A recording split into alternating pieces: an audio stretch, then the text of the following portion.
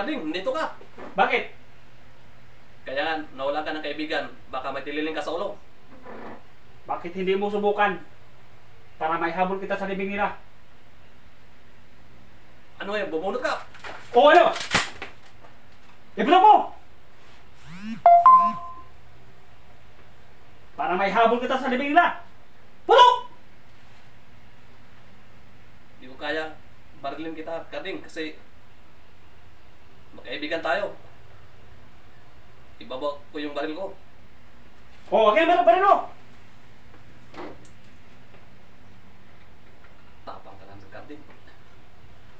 Binibiro ko lang si Karding. Tapang talaga. Akala ko hindi niya tutuhanin. Hindi na tutuhanin niya.